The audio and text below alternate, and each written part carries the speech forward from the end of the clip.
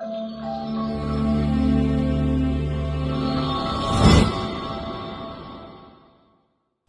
so today's video is all based around what we call the 11 links of the golf swing. Well, the links, they're positions basically. And in the many years ago, David Ledbetter wrote a book back in 1989, I think it was, called The Golf Swing. And the golf swing was revolutionary at its time. He was in the height of when he was riding on the back of Nick Faldo winning the Open and so on and so forth. But it was almost ahead of its time, this book. All right, I've still got my original copy now. I read it pretty much quite regularly because it's just, well, I like reading it, but also it just refreshes and reminds me things that we're looking for. Now, as a whole, I don't like positions as such. I like us to swing through these movements, and I don't like to physically think about positions. But as a teaching professional, it's important that we know specific areas where the golf club could or should be around. All right. Now, yes, I'm totally aware that people have individual synchronies to their swing. I totally get that. I totally understand that because I have my own. But they're all reference points for coaching, really, okay? But also, as a player, they don't hurt you to have an understanding of where it could be. It's not set in stone. It doesn't have to be set. But having an idea of how the club or where it should be going during the swing, it really helps to sort of keep everything on track, and to help you to have an understanding of where the golf club could be going, to give you a more functional golf swing, a bit more consistency. All right, so yeah, I totally agree with that. Okay, so the 11 links, it's the same as when you hear people talking about P1 and P2s and so on like that, but David Ledbetter called it links, okay, because he felt there were links in the swing, there were movements, patterns that you went through, okay, and that's the key thing to remember. They're movements that you don't swing to or swing at, okay, but the movements that you pass and flow through in a flowing motion. All right, and that's really important you remember that. Okay, so the video is called the 11 links because that's what they are, and there's 11 links that he talks through, and I go through those links with you on this video. But remember, they're movements that you pass through or not to. All right, and that's really important. Okay, so bear that in mind and hang on to the end of the video, because I'll tell you another insight that you need to learn as well before you even start learning the 11 links. But you can only really start doing the 11 links once you have a pretty good understanding of how the body pivots and how that works. And once this is pivoting and moving correctly, then the links work correctly. All right, so remember that as well. So, but hang on till the end of the video, and at the end I'll just come back on again just to highlight a few things and to give you an understanding as well. All right, anyway, come on, let's go do it. Right, okay, the 11 links of the golf swing. Okay, I'm going to do it from face on, and then I'll do it down the sides as well, so I'll keep turning back and forth. So link number 1 would be the address position. How you address the ball, it has to be athletic, and you have to be in a position where you're ready to go. So make sure your grip, your stance, your posture, your ball position and body alignment and club alignment is all correct before you start. But it's got to be in a state of relaxed readiness.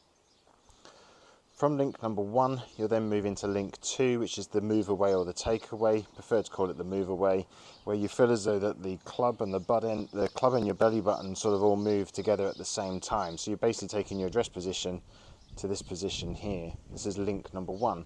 Not a lot really happens here apart from the fact that I've started the turning motion of the club and the club head's moved with me. The club head is still outside my hands. I still maintain the same relationship as I did at address, a slight cupping in my left wrist, and my right arm feels as though it's still a bit on top of the left as I look down. Link 3 is continuation of that movement, so I go from link 1, continue to move the body, and I start to feel a slight wrist hinge with my right hand. I can start to see the creases in my back of my right hand here. The club head or the shaft is more or less parallel to the ground. My body is still turning, but the club head will probably be on the line that we draw on the camera. The shaft line, original shaft line. My club head will probably be on that plane there as I swing back. Link number 4, which is probably in my mind the most crucial link, is where my left arm is now parallel to the ground. My left arm is across my chest.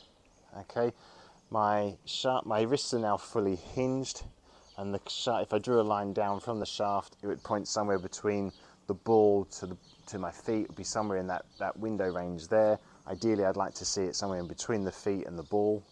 and the ball line. I still got that slight cup here.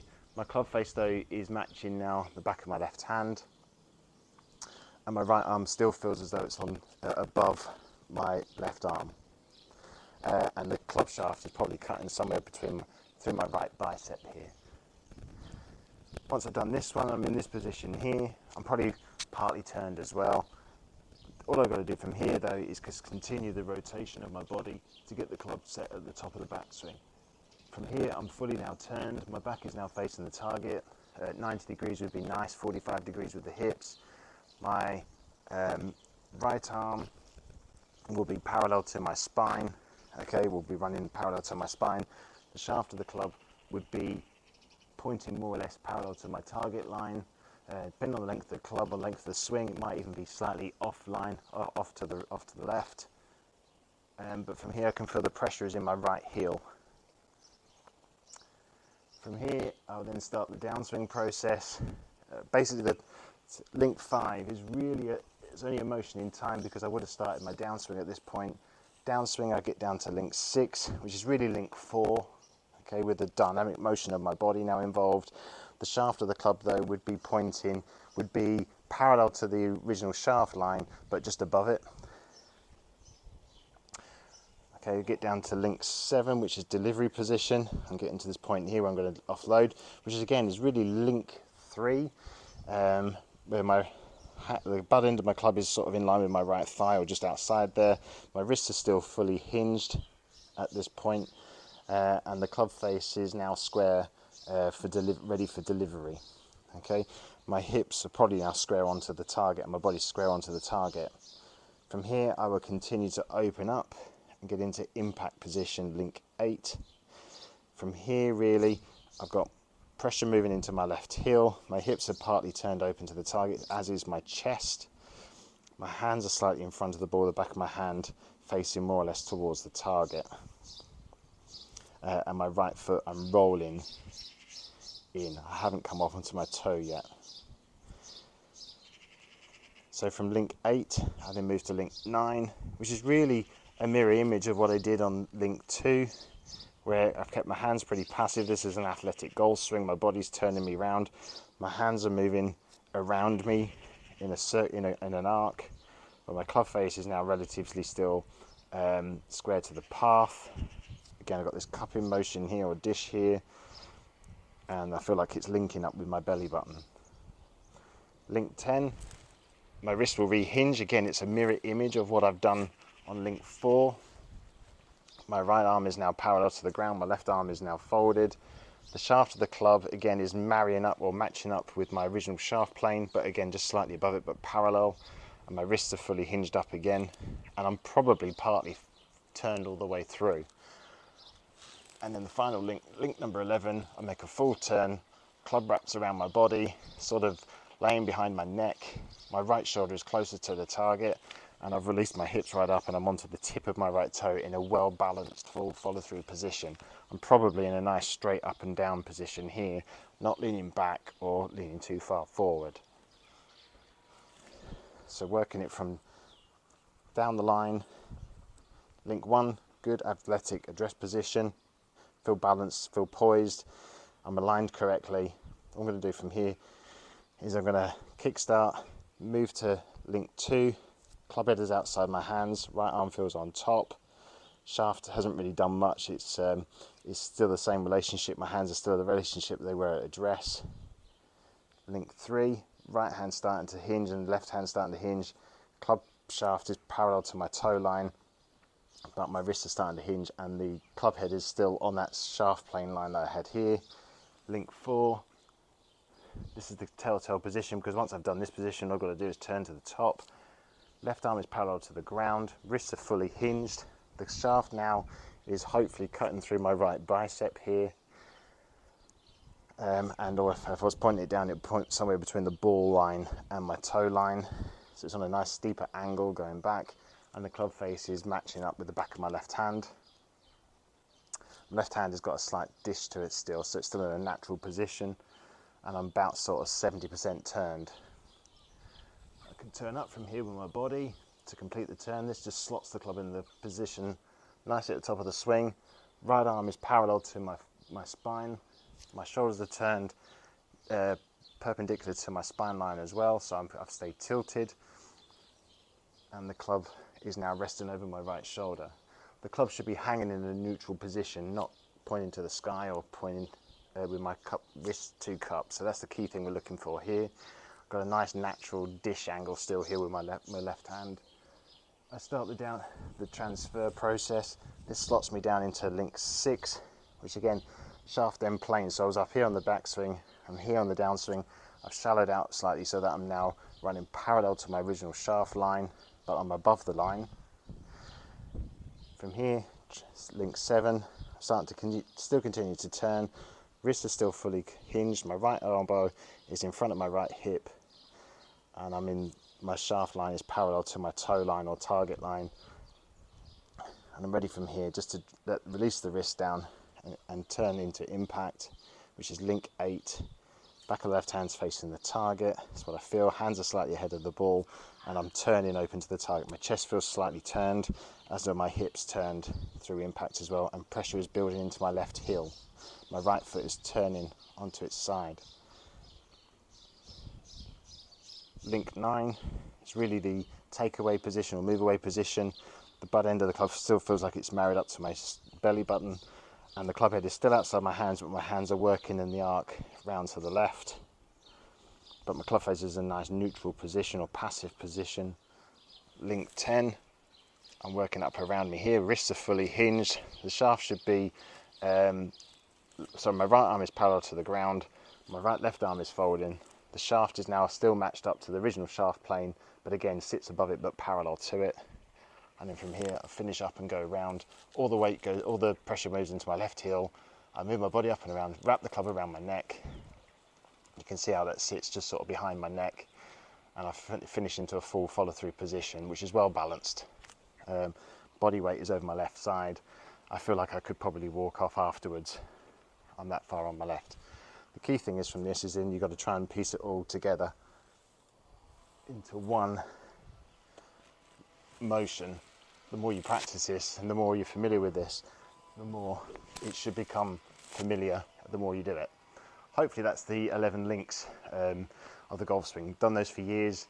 I like the A swing, which is slightly varied on those, getting the club shaft to be a little bit steeper, working on the V plane and working around. But really, the 11 links is really where it's still fundamentally key. There you have it. That's the 11 links. All right. So the 11 links, it starts from address position. You move to the movement away, or the straight away as they call it now. Then midway back. Then the most important one is really this one here, where you're getting the club at halfway point. This can really set up most of the positions of the swing, because once I get the club to there, I've pretty much done my backswing. All I've got to do is continue to turn a bit more, and I'm in a position at the top of my swing. Top of the backswing, halfway down. Then we got ourselves the delivery positions. Impact position is probably the most important one to be working on. Impact's the main position to work at.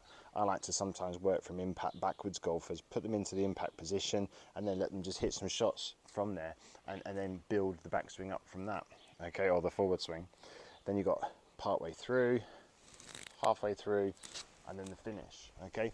So they're all things that you can do. Now, one of the things that you could do if you're a better player is to just rehearse those, okay? And I used to do that many a time, and was literally just a case of taking my dress position and just practicing those positions, getting it into those slots all the time, checking myself in mirrors, and just rehearsing them constantly. So that they became a bit more of a flow, and then trying to then put it into a flowing or rhythmical action from there to try and create that golf swing. Okay, I did it and here's the thing, I used to do it for hours. It wasn't just a case of I just did it and that happened, okay. Rehearsed it, I did it again and again and again and again in front of patio doors, windows, mirrors, on video cameras. I mean, back when I was learning this in the 90s, we didn't have phones like this nowadays. We had to go and get the big BBC camera phones, camera video recorders, which took the big cassette into it, and you had to put it on your shoulder and so on. So it wasn't an easy task to actually go out there and video yourself as it is today. But it's just about repetition. It's important as well you see it from different angles. So always view it from face on, always from down the line. You can even do it from behind, okay, and also from what we call over the camera view as well. This gives you a really insightful view of that forward position swing, which you can't normally see from down the line.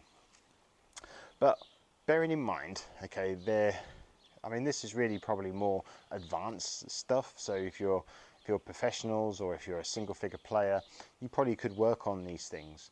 But one of the key things you've got to learn once you're what we call a developmental player, okay, is to learn to swing the club head. All right, and this is where most golfers don't do. And I've done videos before where I talk about, you know, you just swinging one-handed. You know, you're just doing the look cool drill, as we call it, where you just allow the club head just to swing back and just forth. Okay, and I'm allowing just the weight of the club. I'm allowing gravity and the weight of the club to do the swing for me. I'm not physically using my body or anything like this. But you've got to learn to swing the club first if you're a developmental player, all right? And that can be from a teen handicapper up to 28 handicapper. And doing it with both hands as well, you know, allowing the club head to learn to swing, and then putting the club head onto a ball, okay, onto the back of a ball from just doing this. Because if you don't learn to allow the club head to just swing, then you're not going to create any power, and also you're not going to learn to release it. And one of the things, the rabbit holes that we get caught down as golfers, is we'll listen to the latest, greatest tips that are on YouTube, on Instagrams, on any social media, and also on television, and even our friends down at the driving ranges and so on. You know, we'll listen to what they say, and pretty much most of the time they'll say, oh, it's the body that, you know, your hips were too quick on that one, your shoulders were too quick, you know, you lifted your head. It's always about the body, but they never just talk about allowing just the club to swing. Okay, and this is why I do a lot of videos on the L to L, as we call it, or the look cool drill, because most golfers, it's the 80-20 rule really. 80% of golfers basically are higher handicappers, and probably a high percentage of those all slice the ball to the right because they've learnt they've not learnt how to swing the club head, and yet they'll go and follow all the latest tour tips. You know, John Rahm's doing this, and you know, these guys are exceptional players, and they also learned how to swing the golf club, I mean pendulum style swing the golf club, at an early age, and they learned to hit the hook, you know, to get the distance and allow the arms to swing and so forth without using the body. And they learned to do that when they were 9, 10 years old, if maybe younger. All right, so if you're sort of at a high handicapper and you're still at high level, you've got to learn to allow the club to swing and use the hands and arms a lot more than getting the body too involved. Once you're a professional or you're a better player, then yeah, you're going to need the body to start kicking in, to start delaying the hands through and making the hands a bit more passive.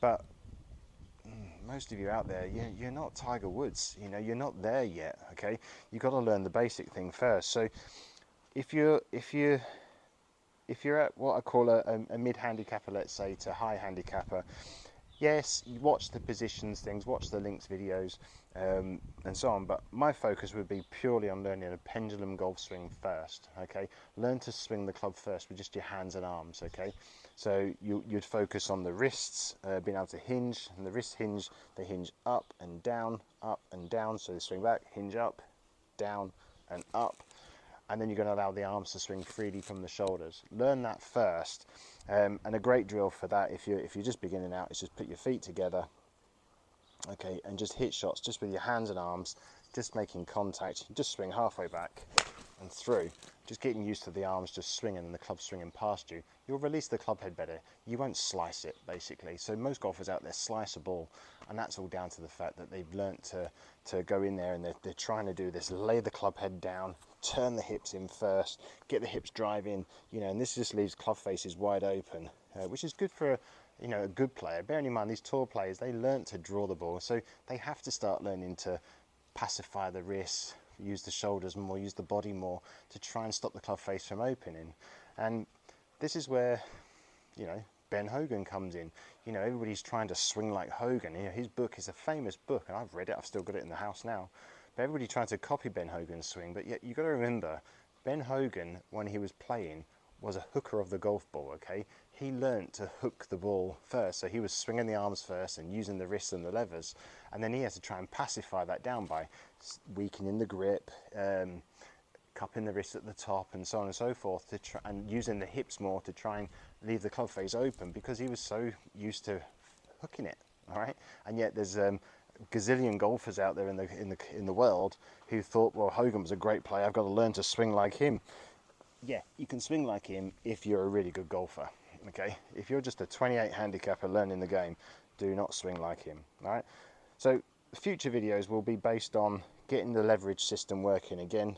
Okay, I can do more advanced stuff, but really just bear in mind as well, get the club head swinging first before you start learning positions. If you're a better player, then yeah, go through those positions. It doesn't hurt, but you've got to remember, we've got to get the club head swinging. Okay, if the club head's not swinging, then you're not actually hitting the ball, you're not creating your full power and your full potential. Okay, so back and through, you should be able to create that potential there. All right, anyway, hope you enjoyed the video. Please subscribe, please like it, and please share with your friends. Okay, anyway, see you next week.